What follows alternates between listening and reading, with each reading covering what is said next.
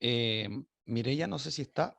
Aquí estoy, aquí estoy. Súper, Hola, Mireya, vamos. Hola, buen ¿se día. escucha bien? ¿Tenía un Per- problema ahí?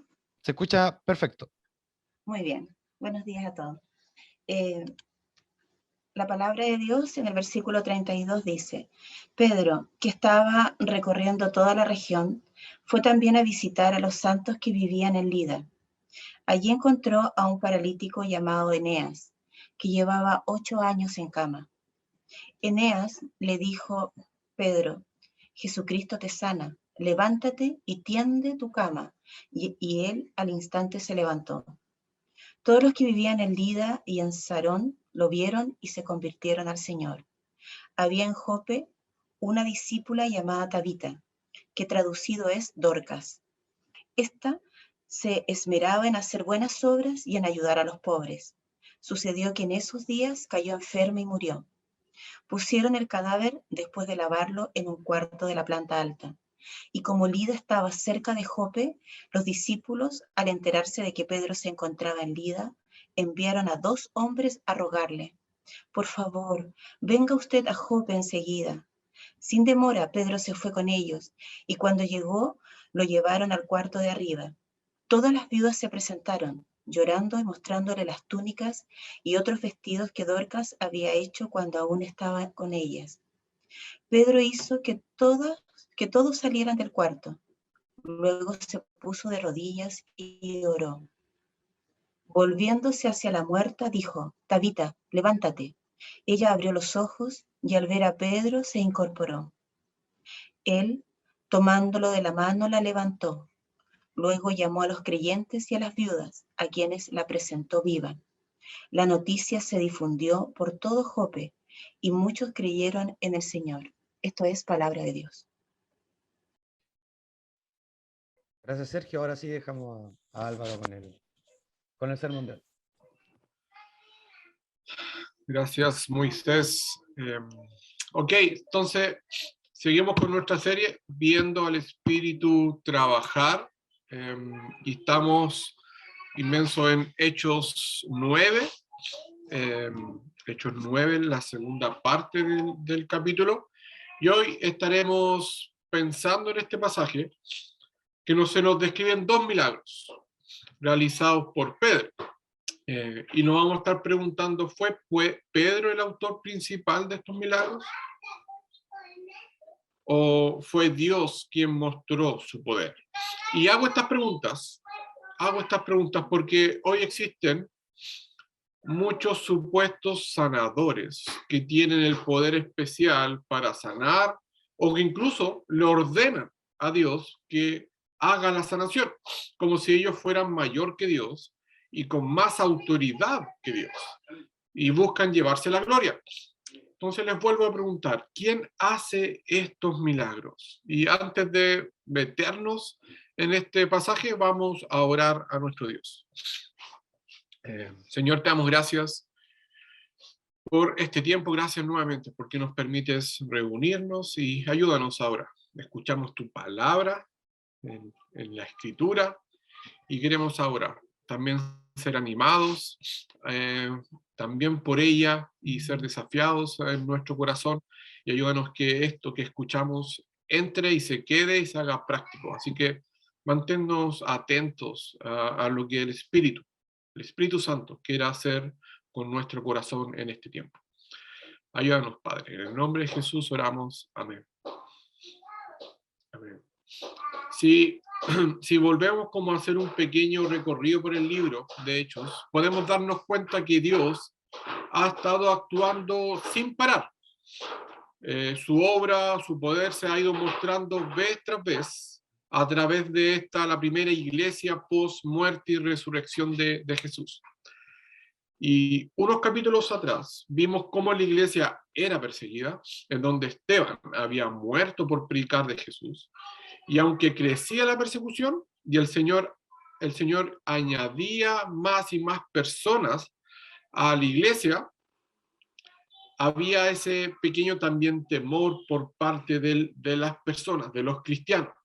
Pero aún así seguían predicando el evangelio y el Señor iba añadiendo personas. Entonces vemos a Dios actuando en medio de la persecución y transformando corazones duros. Y el domingo pasado vimos cómo Saúl, ahí aparece Saulo, uno de los más fervientes como perseguidores de los seguidores de Jesús, es confrontado por Jesús mismo y su vida es transformada. Por lo tanto, podríamos decir que en este momento del libro de los Hechos vemos un poco de paz. Hubo gran persecuciones, incluso muerte, Pedro en la cárcel, y ahora hay un momento de paz. El gran perseguidor que era Saulo se estaba pasando al otro bando, y como que supuestamente esto para un poquito. Los discípulos de Jesús se habían mantenido en Jerusalén, muchos de ellos escondidos, pero con la misión de proclamar el evangelio en la mente. Pero ahora, como les dije, con Saulo siendo uno más de ellos, comienzan a moverse y a predicar a Jesús resucitado por toda la región.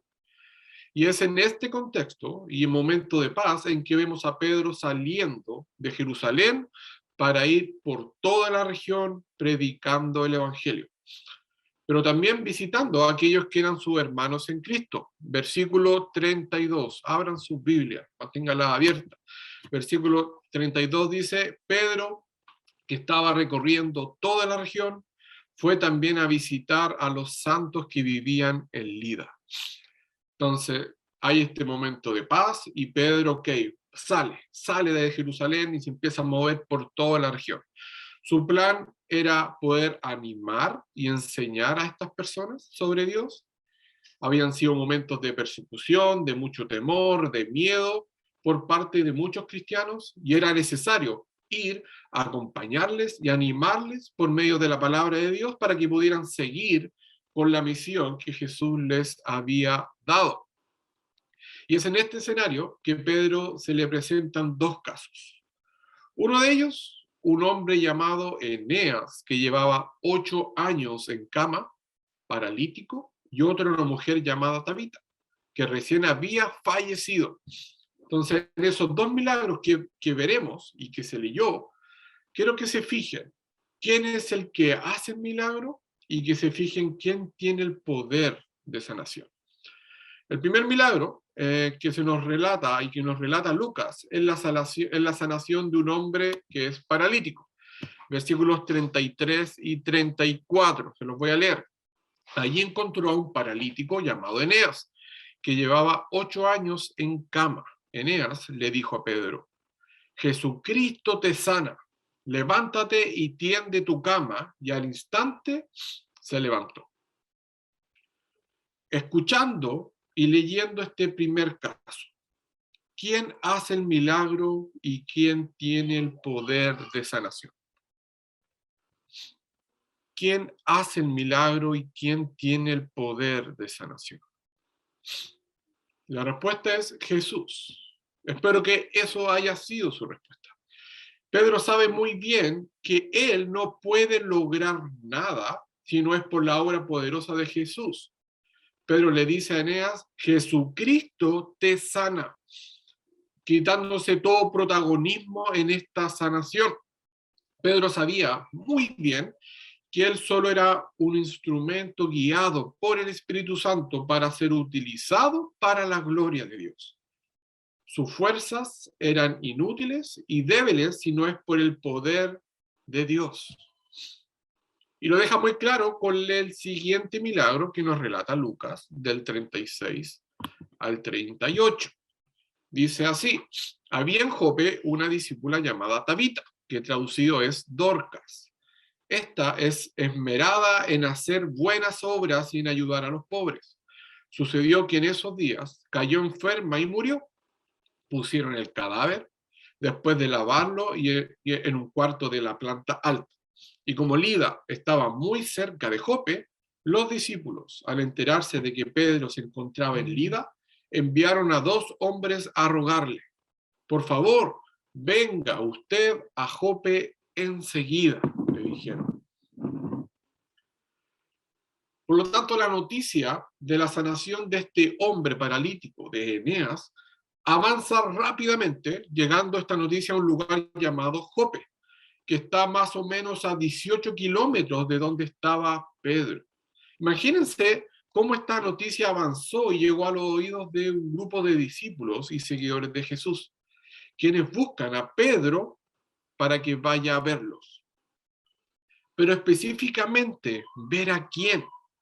Y la respuesta es a Tabita, ¿cierto? El pasaje dice que fuera a ver a Tabita, una mujer servicial, hospitalaria, preocupado por los necesitados, que se enfermó y murió. Una mujer muy especial y recordada por todo su amor y entrega por los demás, donde muchos estaban lamentando su fallecimiento y lloraban por ella. Como Pedro andaba muy cerca, entre comillas, de este triste acontecimiento, lo fueron a buscar. Pero ¿por qué lo fueron a buscar si ya había muerto Tabita? ¿Por qué fueron a buscar a Pedro si ya murió esta mujer? Y lo más seguro es que muchos habían visto o escuchado los milagros que los apóstoles estaban haciendo, o quizá algunos de ellos habían sido testigos de los milagros que Jesús mismo había hecho, incluso de levantar a personas muertas. Y sabían y creían que el poder de Jesús los podía salvar, o los podía ayudar y podía levantar a esta mujer. Pedro escucha a estos hombres y va en ayuda. Acompaña a estos hombres para llegar al lugar en donde estaba esta mujer ya fallecida llamada Tabita. Y se encuentra con muchas mujeres llorando, con muchas personas tristes por este fallecimiento de esta gran mujer. ¿Qué es lo que hace Pedro? ¿Qué es lo que hace? Versos 40 y 41. Pedro hizo que todos salieran del cuarto, luego se puso de rodillas y oró, volviéndose hacia la muerte y dijo: Tabita, levántate. Ella abrió los ojos y al ver a Pedro se incorporó. Él, tomándole de la mano, la levantó y luego llamó a los creyentes y a las viudas, a quienes la presentó viva. Escuchando y leyendo este segundo caso, ¿quién hace el milagro y quién tiene el poder de sanación? ¿Quién hace el milagro y quién tiene el poder de sanación? Pedro, nuevamente, sabiendo que no podía solo, que él no tenía el poder de sanar y menos de resucitar a alguien, se puso de rodillas y oró. No podía solo. Se puso de rodillas y oró. En una muestra de sumisión, de humildad, frente al único que es capaz de resucitar y salvar. Le pide al único que puede levantar de entre los muertos para que pueda mostrar su poder y obrar en el cuerpo de esta mujer. Se arrodilla y ora. Lo mismo que hacemos nosotros los miércoles. Nos juntamos a orar para que Dios muestre su poder, para que Dios sea glorificado en aquellos que ha ido sanando. Y hemos visto milagrazos en este tiempo de oración. Como personas han sido sanadas o han aparecido cosas y después hay exámenes y no hay nada. Entonces, cómo Dios obra y muestra su poder cuando nosotros también oramos fervientemente a Él. Tabita abre los ojos, Pedro la levanta y la presenta a sus cercanos como alguien que ha sido resucitada por la obra y el poder de Dios. Maravilloso, ¿cierto? Mostrando Dios su poder en esta mujer a través de Pedro. Ambos milagros fueron realizados por el poder de Jesús. Pedro sabía que no podía vencer la enfermedad y la muerte por su propia autoridad o poder, de modo que no hizo ningún intento por sus fuerzas. En lugar de eso, al paralítico Eneas le dijo: Jesucristo te sana. Y antes de dirigirse a la fallecida Tabita, se puso de rodillas y oró. Dios tiene el poder, no Él, ni nosotros. Dios tiene el poder para hacer esos milagros. La gloria no fue para Pedro, la gloria no es para nosotros, el poder no es de Pedro, los milagros no son por los méritos de Pedro, sino por la obra y la misericordia de Dios, solo por Él, solo por Dios.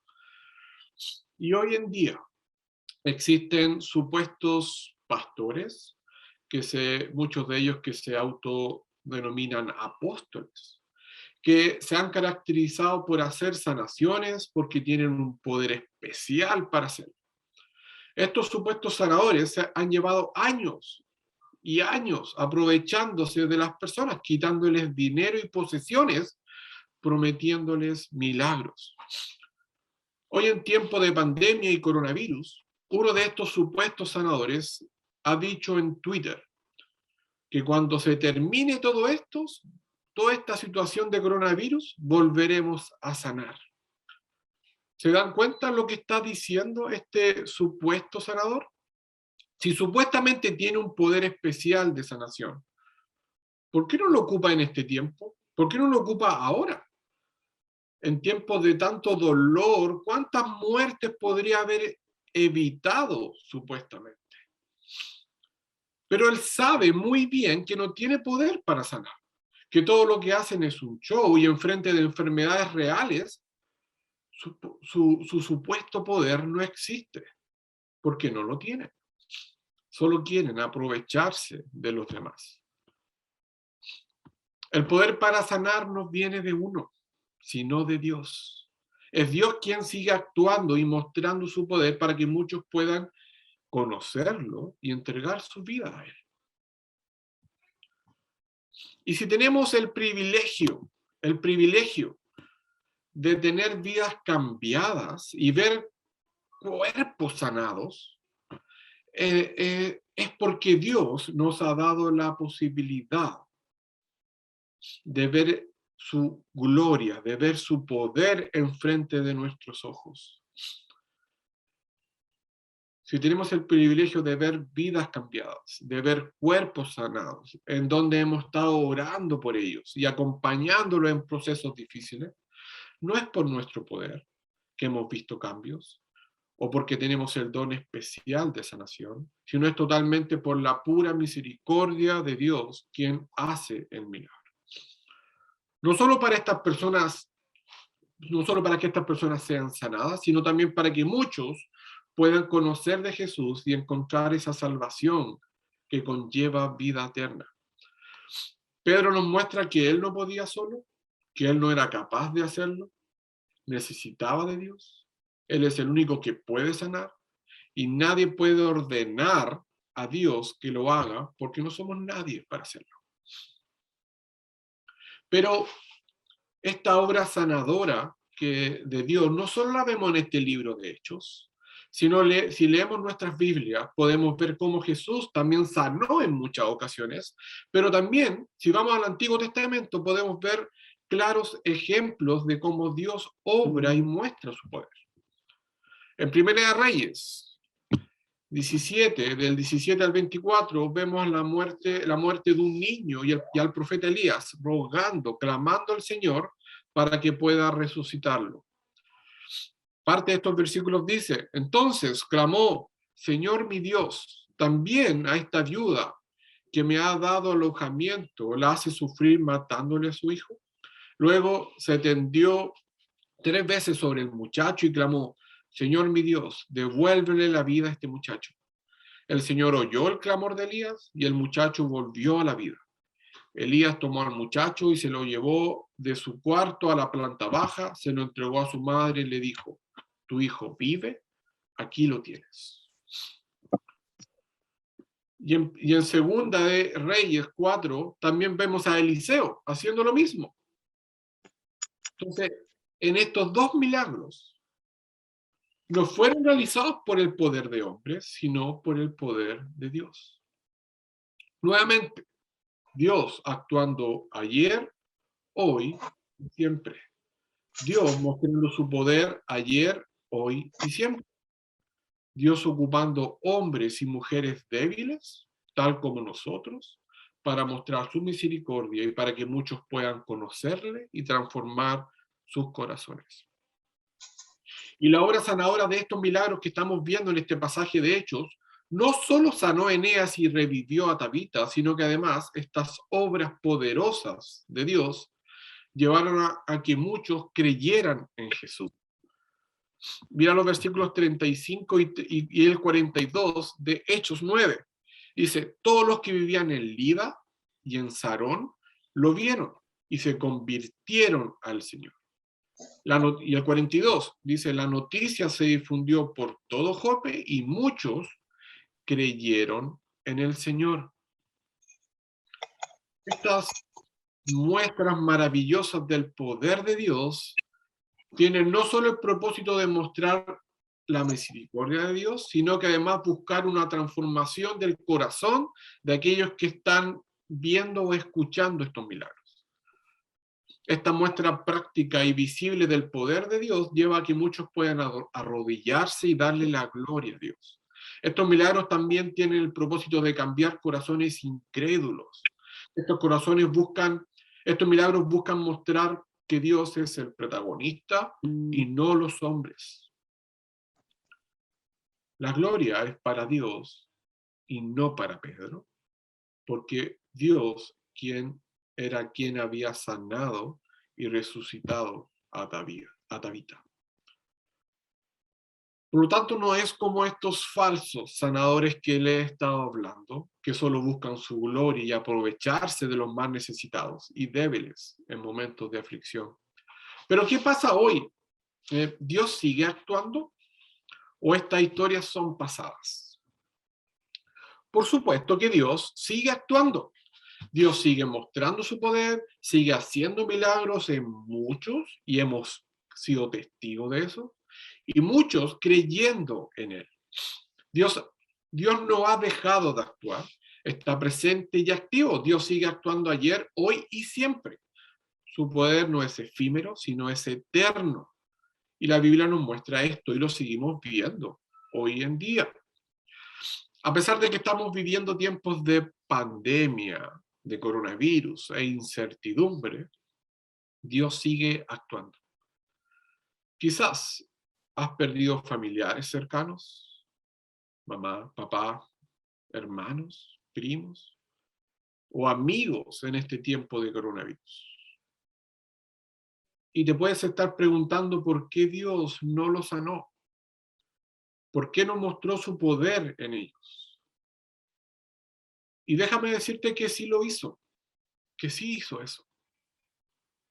Y Dios, y estoy seguro, si tu familiar o amigo confiaba en Jesús como su Señor y Salvador, Dios mostró su poder al llevárselo para disfrutar de la gloria junto a Él, sin dolor, lleno de gozo. Dios mostrando su poder al darle vida eterna, al levantarlo y darle vida eterna. ¿Qué mayor muestra de amor y de poder vemos en aquellas personas que han fallecido en este tiempo de dificultad? Esperanza que tenemos todos nosotros por la obra de Cristo en Jesús, de Cristo Jesús en la cruz. Y es esta esperanza la que debemos proclamar en este tiempo de incertidumbre para muchos. Esperanza que es segura y real en Cristo. No falsa esperanza como lo hacen o lo están haciendo algunos charlatanes para llevarse la gloria y aprovecharse de muchos. Proclamar que la salvación solo viene del poder de Jesús. Proclamar que Él es el único que cambia, transforma y sana vidas. Y que su promesa de darnos vida es real en Cristo. Dios, queridos hermanos, Dios sigue actuando y su poder es eterno. Lo invito a orar. Gracias, Padre, porque eres un Dios, primero, que nos escucha. Un Dios poderoso, un Dios de milagros, un Dios que nos cuida, que nos promete cosas y las cumple en Jesús. y un Dios que nos ha prometido una esperanza maravillosa para cada uno de nosotros, mostrando su gran poder. Dios, ayúdanos a ser hombres, mujeres, capaces de ir y predicar esta esperanza a muchos. Y a orar constantemente, sabiendo que tú nos escuchas por aquellas personas que no lo están pasando bien, que, tanto física como espiritualmente. Y ayúdanos como comunidad a estar orando fervientemente por nuestros hermanos, por nuestros amigos, por nuestros cercanos, para que no solo para que puedan ser sanados, sino para que también sus corazones puedan ser transformados por Jesús y puedan tener esa vida eterna. Así que ayúdanos, Padre, en el nombre de Jesús. Amén. Amén. Muchas gracias, Álvaro, por este sermón y vaya que esta comunidad ha sido testigo de estos milagros. No tenemos que ir muy lejos para encontrar testimonio de todo.